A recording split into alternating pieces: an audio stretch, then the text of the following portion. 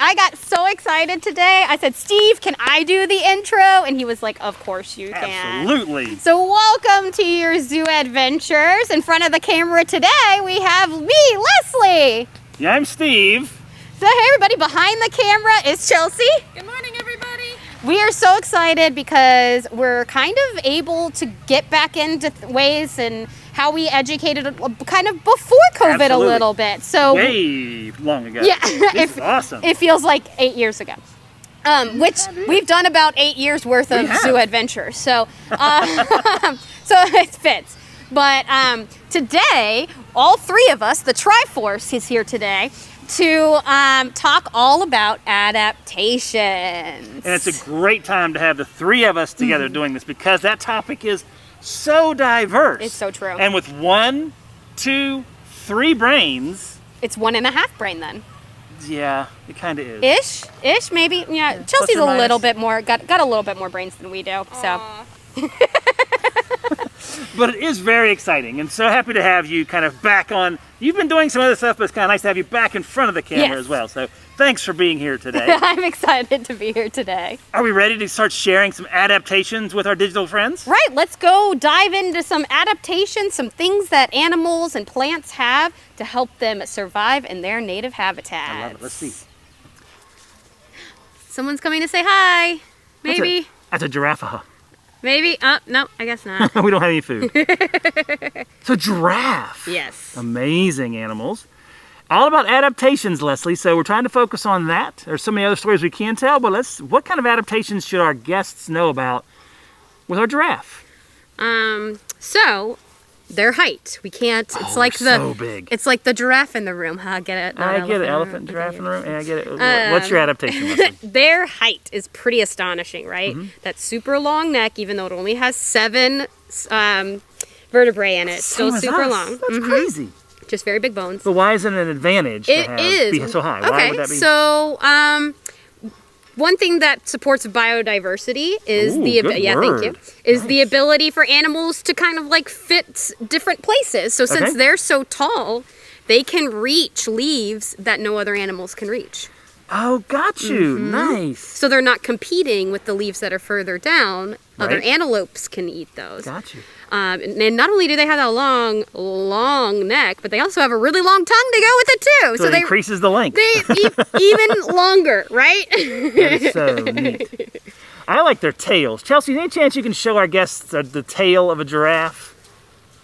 All that hair. That hair might be, those little hairs on the end, you might not be able to tell this, guys. Those hairs can be 2 feet long or more. Wow.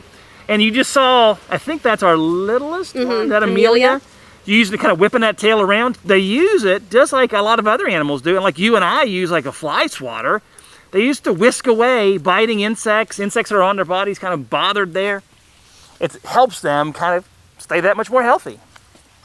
Right. The tail, the hair of the tail, so long. I know it looks so short because they're so tall. Because they're so tall. And look at the enrichment in there. I know it's all about adaptations, but the keepers rely on that adaptation of height and the tongue to build that really cool knowing about their adaptations allows them to provide great enrichment, for sure. That's so neat. Now, do you see, this is a kind of a great view because that looks like Jack right there. Yeah, on the left. Do you see those giant 2 kind of, we call those ossicones that are... Watch me, I'll point to them. Out of its... kind of jutting out the top of its head, right? Maybe. We'll see. Oh, whoa, you're way too close. Too high. Too close. Right a bit. Lovely, yes. His entire head. Yes. So, but those are called ossicones. They all have them. But usually males, theirs will get a little bit more like bumpy looking. Oh, okay. A little bit thicker, and that's because it's like a helmet for them. Oh, really? Because is that the necking that when they're hitting? Yeah. Is that what that? Okay. Yeah. So they can do that necking, and kind of if they're either fighting over a female or if they're talking about territory or anything like that, communicating about territory. Yep. That is basically like a helmet inside of its head to protect its head. Wow. That's also why they're very bumpy, though. That's that extra protection. They're so big. Steve, Leslie, come back. What? The zebra. Oh, he came back? You're right. Great shot. Oh, cool. Nice shot. Great shot. All right, my favorite adaptation about zebras, you ready for this, everyone? Go for it. Is their striping. They're black and white. They are striped black and white. And sometimes they're a little brown, but yeah, but for sure, yeah. It all depends. Striped.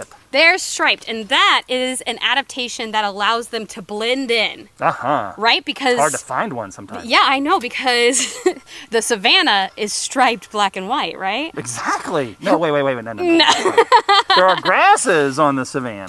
Sure. But okay, so now I'm a little confused. How does being black and white striped help you blend in? It helps you blend in with other zebras. Oh. Right? Okay. So if you think about it, they live in what? Are they solitary or are they herd they live in animals? herds. Yes. Big, huge herds. Big, huge herds. So if Right. there's a predator Yep. that is looking at a huge herd of zebra, it doesn't know where one begins and one ends. Oh, so it looks like one big organism even. Basically, yeah. So it makes it much harder to hunt them. So Gotcha. that Okay. is a great adaptation to herd life right there. Nice. So that's awesome. That's why they're striped. I guess that's got to be the reason they're striped. Yes. Awesome. I mean, there is another reason. There is? Yes. That they're striped? Yes, and So not just being in, really? What is all it? you What digital got? guests, you can use this in your life too. What do you got? So stripes Mm-hmm. make it hard for mosquitoes to see where to land, Oh, really? right? So it's kind of like an external mosquito repellent. No kidding. So you too, digital guests, can repel mosquitoes by wearing stripes. I love that. Pretty cool, right? Good. Chelsea, that was a great call because now they've Now left. they've run They're away. gone now. Now you got the timing was perfect. Yes. Ursus americanus. All right. Give us what most people would know them as. Black bears. Okay, thank you. This Ursus americanus. Right. Well, hey, scientific name. Got to share once in a while. I don't know very many of them, so I want to share what I know. So adaptations with the black bear. Do you see one of my favorite adaptations? You saw her nose kind of twitching? It is. They Yep. have such a good sense of smell. Do they? Bears, one of the top senses of smells of all the animal kingdom. I did not know that. Yeah, that's one of the reasons why their noses are so big. I Well, mean, that it may makes not sense. necessarily look huge right now. Yeah. It still looks big, right? Yep. But if you were to see the skull, there's such a huge opening big for, opening? Nice. for the nasal cavity, yeah. Do you think that I'm sorry, I didn't mean to interrupt you. No. Do you think that plays into their diet? Because aren't they very opportunistic? They're omnivores, right? No, you read my mind because I was Did I just really? gonna say, what do you think they use it for? What do you think they eat, right? I think they're omnivores. You're so right, and Steve. eat both plants and animals. That is what an omnivore is. Right? Yeah, they have to use that sense of smell to sniff out berries, Gotcha. sniff out other food that Yep. they like. And they're not picky. Not They're gonna really eat whatever's picky, there, no. right? Those true omnivore teeth, right? The little bit sharper in the front, a little bit wider in the back. Yeah, we've learned that before already. We know what omnivores are as digital guests. There's animals eating both plants and animals, and they have those grinding teeth in the back, Right. and like you just said, the sharp cutting teeth in the front.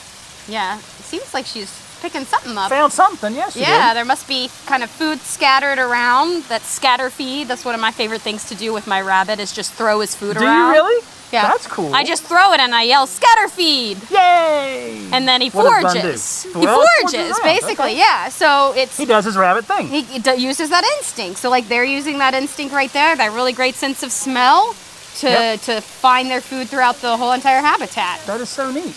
Yeah. And we've learned before that the keepers rely on that natural history. They rely on that Right, yeah. information about the animals to provide that enrichment. Yeah, knowing their adaptations Right. really helps us take care of them, right? Well said. Yeah, exactly. All right. Black bear. Well, who's next? Let's I don't go know, find let's out. go find somebody. The American red wolf. We've talked a lot about these guys in the past with their numbers and challenges and the amazing work that the North Carolina Zoo is doing, a lot of partners to keep good numbers under human care. Right. But all about adaptations, I think one of the neat things, we talk about what you see a lot, but not about how they live sometimes. And these guys live in very small packs. Okay. But when you think of pack, don't think of like the gray wolf. It Right, has a that's lot what of those. I think of, like the huge groups of gray wolves. Yeah, not here. So you're going to have mom and dad. Okay. You're going to have their offspring and maybe last year's pups too. But when you have that small group of people that are working together, listen to me. When you have that small group of animals, you're able to hunt better, you're able to provide a little bit better, and provide a little bit of safety as well. So living together in those small packs, those family groups, is an adaptation that the American red wolf demonstrates very well. Very interesting. Yeah. Also makes sense why we only have 2 in here, right? Well said. Yeah, that's exactly right. Yeah. Neat. Since this is taped, we wanted to come over to lion because you never know what you're going to get a lion. I can usually tell what you're going to get with What do lion. you think you're going to get over here? Sleeping. Oh, well, that's true. What I want to be doing. Which is a neat adaptation in and of itself. True, yes. To be able to sleep well We anywhere. have talked about that one a lot, though. But one of the things I love to share about, especially the male lion, is the mane. Mm-hmm. What's around the neck. It serves more than just a kind of a showy purpose. Right. It is there. One reason is that it protects the throat. Okay. Because the males will fight, right? Yes. The males will battle for prides. They'll battle to kind of take over a pride, or to keep a pride, or maintain kind of the dominance in an area. Mm-hmm. And to be able to protect your throat with all that extra fur, all that extra hair, pretty important reason to have a mane. And it is showy. If it's really big and thick, other males might be like, I'm not going over there. Right. He's a little too much. So the mane is really important to the male African lion. And there's a ton of other things we could talk about, guys. But we decided, you know what, we're just kind of hitting some kind of out of the box adaptations in a few places. Can I tell you, though? What's that? One of my favorite things one of the keepers told me during a camp. What did the keeper tell you? So Riley is an older male. I think we've talked about that before. He's the oldest male, or one of the oldest males. He is one of the oldest males in human care, at least in America. Right. Or the United States. Because he is so old. Oh, yeah. He kind of has receding mane line. Oh, my. Yeah. He used to have a larger mane, and it came up a little further on top of his head. I can kind of see it. It's kind of gone right now. But as he's gotten older and older and older, it has started to kind of recede kind of fall back so a little bit. I don't know about you, but like that makes me feel better. If I ever started having a receding hairline, I'd be like, you know what? I'm just like Riley. And he's awesome. Right? And and he is a majestic lion. So receding mane line. All right. Thank you, Sarah, for that one. All right, digital guests, this may not look exciting, but we wanted to let you know that we're going to share a spider with you. I didn't want to go, boom, spider. But so Chelsea's going to show you a spider. This is a curly-haired tarantula. And about adaptations today, Leslie, you said you had something cool you wanted to share. Yeah, so these are called curly-haired tarantulas, and I bet you can tell. But they're not the only tarantula that has kind of these, we'll say, quote-unquote hairs on them. I think a better word's probably bristles. Okay. Because they're not really technically hairs, but we, like our hair, but we call them hairs. Okay. And they're called urticating hairs. Urticating? Urticating. I sound like a frog. Is that a real word? Urticating. You sound like a frog. I know. Nice. Anyways, so they have urticating hairs, and those irritate things. So I kind of think of it, urticating kind of sounds like irritating, like together. Oh, yeah. So it gets under your skin kind of thing. So urticating hairs are hairs that the animal can kind of kick using their legs from that abdomen. So the big kind of like large part in the back. Okay. And they'll kick them, and they'll kind of go into either the animal that's messing with it or trying to eat its mouth, or on their body, and it's very itchy, irritating. So would it kind of be like maybe getting an eyelash in an eye or something like that? Oh my gosh, and probably, and then your eye would start swelling. Oh, wow. I mean, because a big deal. I've changed a tarantula's habitat before and got some urticating hairs while I was changing it, and I was just scratching my no kidding, it's that my much. neck. Yeah. To me, it always feels like fiberglass. Like if you've ever sat on fiberglass or something, it is almost painful. Like it's itchy and painful, but it's not like so painful. It's just more irritating. It's irritating. That's a good word. I like to talk about their fangs because the bite of a tarantula, they are venomous. And the bite of the tarantula, the venom, it really isn't that big of a deal if you're not a cricket or a grasshopper. The bite of the tarantula, but it's the fangs, which may be 1/4 of an inch long. Those can leave a pretty good bite behind, as you might imagine. But it's really important for these guys. They inject a venom through those fangs, because they're kind of hollow. They inject a venom, and then they suck up their food. They kind of use those fangs as a straw to suck up their food. Because, believe it or not, if you blew this guy up to the size of Chelsea or Leslie or me, their throat is still as small as a straw. Very tiny. So they can't eat solid food. They have to have liquid food to drink. And those fangs inject that venom in, which begins to break down the animal from the inside out. Very cool. And then my last favorite. You got another one? Okay. This one you won't be able. Hold on a second. Yeah. Do you see that shot? It's really cool. That's a great shot, Chelsea. Thank you. I love these I do too. tarantulas so much. I didn't mean to They're so interrupt you. neat. It's fine. I'm always here to appreciate a beautiful shot And the of shots an are animal. amazing. So one of my favorite things, which you probably won't see because they're very, very small, is they have, when we think of spiders, we think of them crawling, right? Up on they're able to scale glass, Sure, they you can. know? Yeah, smooth surfaces. Right, and that's because not only do they have a lot of little bristles or hairs at the end of their or their feet, Okay. or their quote unquote feet, Right, you know, right. their What we would call a foot. their legs basically, but they have a little hook that can retract in and out At the end of at the the foot? very Really? end, and it's hooked to the left and right, Okay. and that also helps them grab onto Is that what's things. kind of great? Oh, nice. And it really does. It goes in and out. And so when we handle these spiders, we use gloves. We have to be very careful if we're putting them back because they could have hooked into our glove. I And we don't want to accidentally kind of pull too hard on yeah. All right. that limb, basically. Cool. So yeah, and everybody in digital land, Yes. if you have somebody, if you aren't old enough to Google yourself, find somebody who can Google with you. Look up a tarantula foot, Ooh. and it is the cutest thing you'll ever see. It looks like a little paw print. Knock down that stigma Yeah, of tarantulas. I love it. Exactly.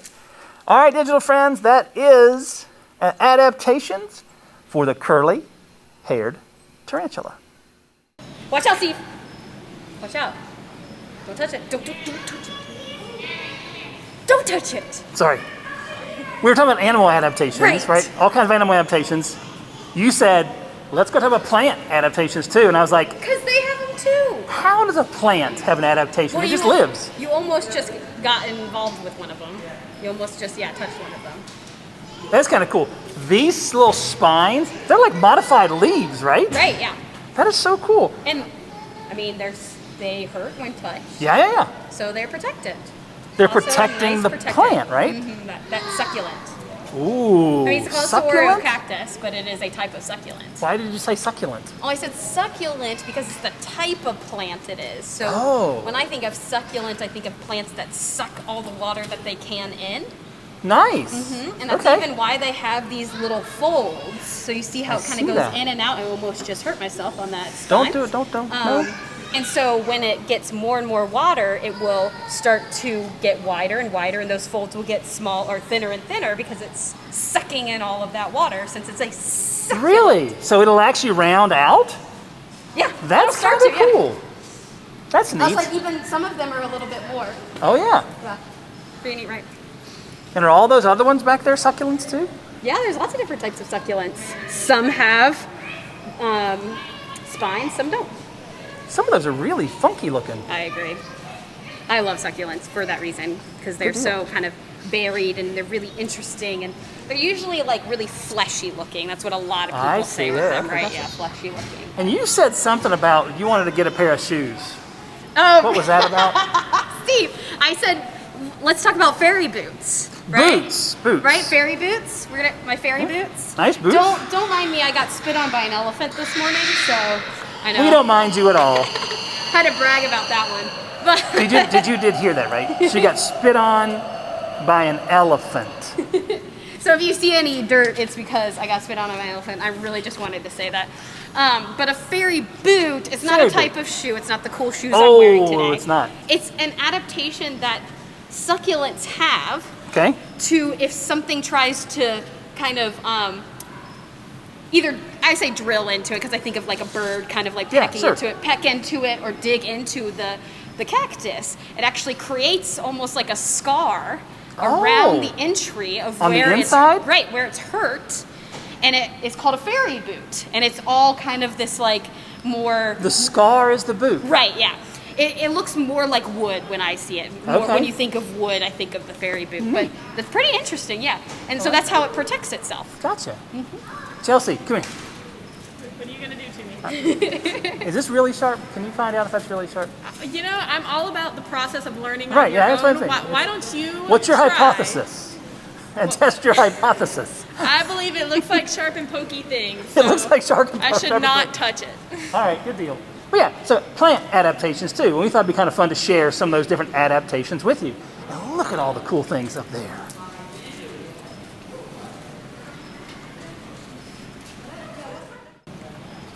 Now. All right, so, I'm sorry. Yes, I want to tell you things. This time? Yes. You want to do this one? I really want to tell you Why things. are baby alligators?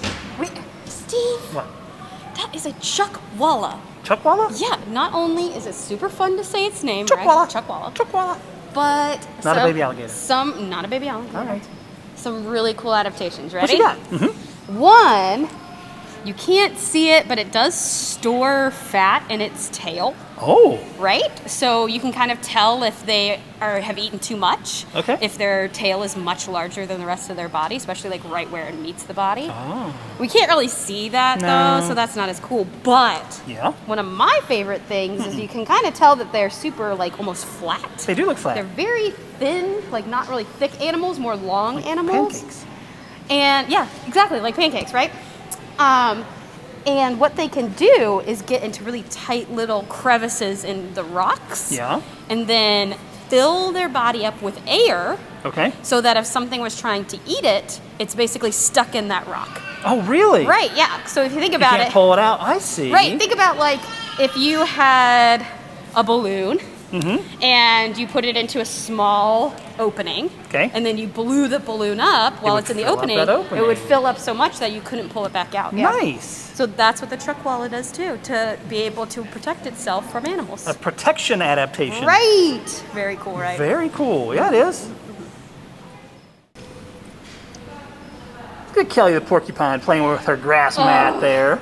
Kelly is, don't tell the other animals, but Kelly is one of my favorite animals in the zoo. I'm telling Braveheart. Ooh, well, I said one You of. did. Braveheart's my favorite. So why are we here? I mean, she's playing. That's pretty cool. She's interacting with the enrichment That is really that they cool. provided for her. I know we've done a Look lot at of kind of, this is so cute.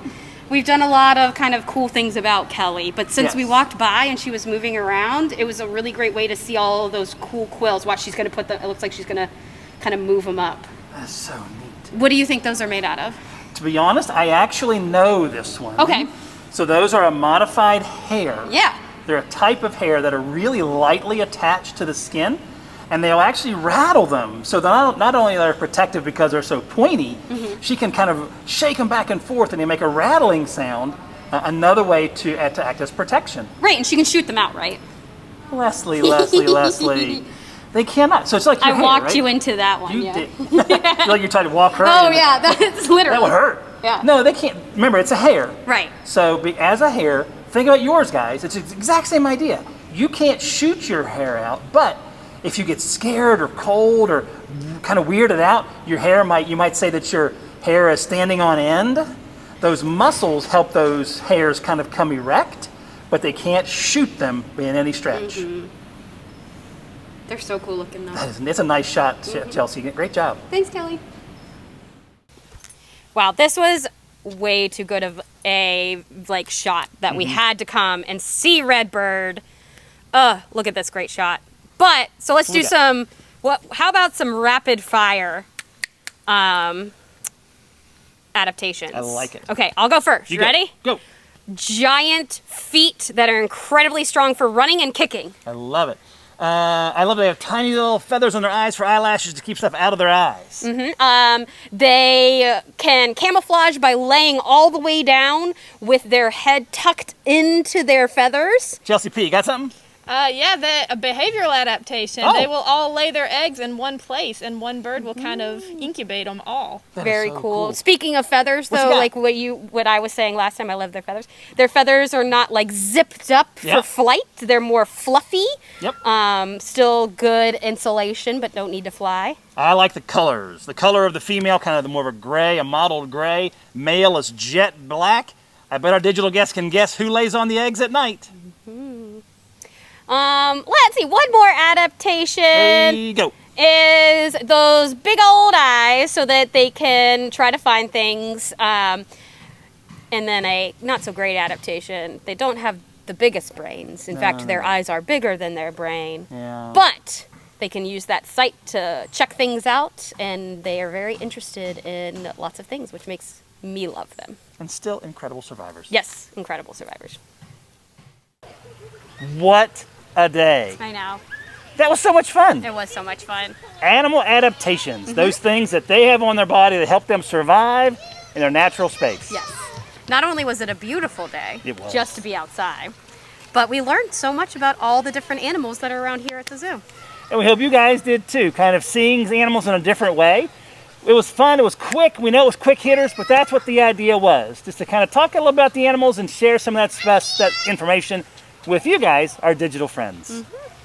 Thanks for hanging out with us all today in our Zoo Adventures team, the Triforce. I want to call us the Triforce The now. Triforce, do we need Yes. any t-shirts? So in front of the camera, we had me, Leslie, And I was Steve. and then behind the camera, Chelsea. Have a good day, everybody. Sorry, I forgot to introduce her again. Remember that? I thought she was just going to say How did something. we forget her? I didn't forget her. I just thought She was going going to to take say care of something. it. I started to say that. That's fair. Anyways. But do remember the zoo is open. Take those time tickets, make those online reservations, and wear your mask for the protection of you, us, and the animals that make the zoo their home. Y'all stay safe. We'll see you again soon. Bye.